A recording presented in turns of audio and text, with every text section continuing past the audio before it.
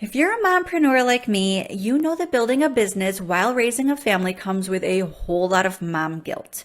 One minute you're hustling to hit a launch deadline, and the next you're feeling guilty about missing out on chaperoning a school field trip. And it's so easy to get caught in that cycle of feeling like you're failing at both business and parenting, and probably many of those things in between. Hello.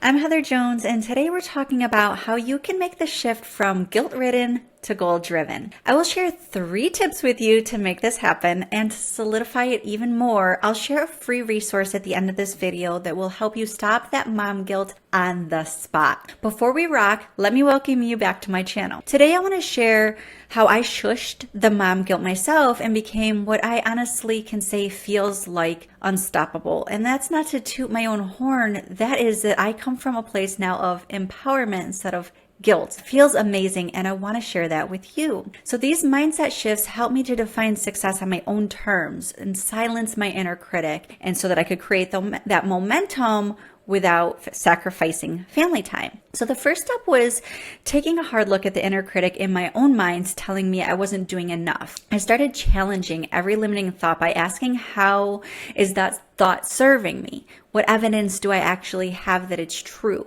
How many times have I proved this critic wrong?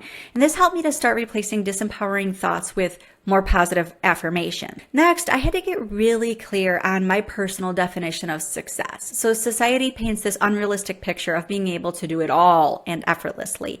And I had to throw that out and get clear on what matters most to me, like being present for homework and bedtime routine. And then I set business goals that moved me forward without compromising those priorities. And I also set firm boundaries around my work and family time. And so the truth is, I used to be too scared to tell a potential client or business buddy that I don't like to work in the evenings. I don't want to work on the weekends. I had a story that if I didn't make myself available pretty much all of the time, that people wouldn't think I'm serious about my business or that I must not care that much. And the truth is, I love what I do and I love who I serve. And that's why I don't work in the evenings or on weekends. Those are precious family moments. And if I made myself available for my business during that time, I would grow to resent it, because my heart would not truly be where my brain was. It would be with my family. So now I protect certain hours for my family, and I'm disciplined about working during the designated hour blocks so I don't worry about things undone. And this prevents burnout from work bleeding into all areas, or all hours, if you will. So getting my family excited about my business was another huge thing. I involve my kids in some of the personal development things I do with clients. So if I had $1 for every time I told my kids, do deep belly breaths, I'd probably already have my oceanfront house in Florida. But having a peek into what I do for a living lets my kids experience why it's so important to me. And you better believe I celebrate even the smallest wins. And we do that as a family too.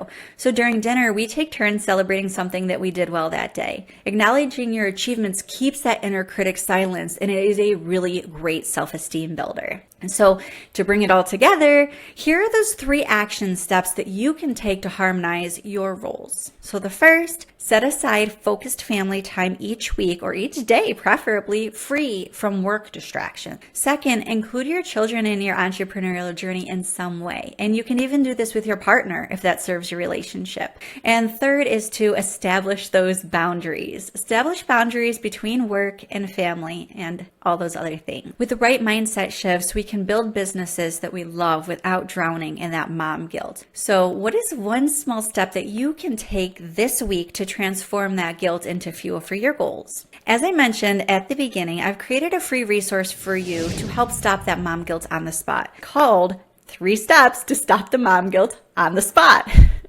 And you'll find the link for that in the description. Once you've snagged that, let me know in the comments when that mom guilt seems to show up for you the loudest, and any tips that you have for balancing business and family. If this video resonates with you, be sure to hit that thumbs up, and please don't forget to subscribe. You'll continue to get notified when I drop new content, and if it really resonates with you, share it with somebody else who could benefit from it. I will see you in the next video. Stay empowered.